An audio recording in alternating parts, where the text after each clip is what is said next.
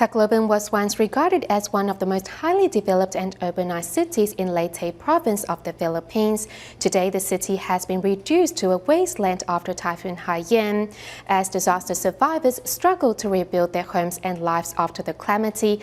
What are the options for the future? Let's take a look.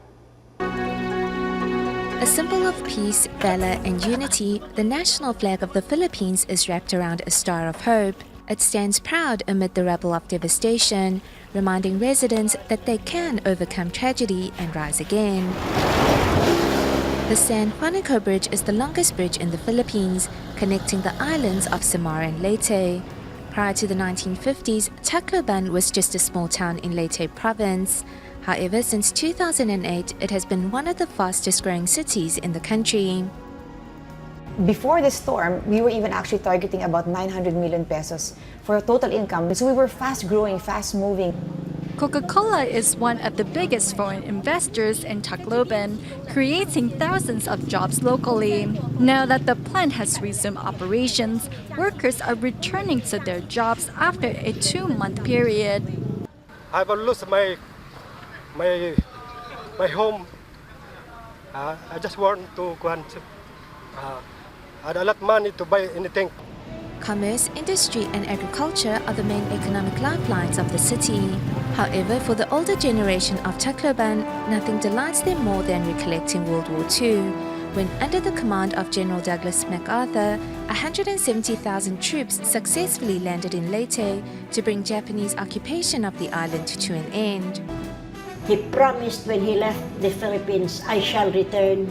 On October 20 and 1 o'clock in the afternoon, he declared, I have returned. It was a beautiful experience for us all. The site of General MacArthur's historic landing is one of the most popular attractions in Tacloban. However, this beautiful coastal city, now threatened by climate change, has become one of the country's more dangerous areas. Climatologists have observed a pattern of extreme weather conditions in the Philippines. When it rains, it really gives a heavy rain pour. Then when it is summertime, it really gives extreme high temperature in terms of Apart from irregular weather patterns, there have also been abnormal patterns of typhoon frequency. Number of the frequency of typhoon visiting region has been lessened, but the degree of typhoon, the level of typhoon has been a bit increased, like what we have this kind of Yolanda. After this storm, it's definitely a wake-up call that people now realize that climate change is real and it must be addressed. In his book, The Future, 6 Drivers of Global Change, former Vice President of the United States, Al Gore, points out that the number of people displaced by climate change and natural disasters could climb to 200 million by the end of the century. What's more alarming is that 2/3 of the world's population is concentrated in coastal areas, and that number continues to grow exponentially, especially in developing nations.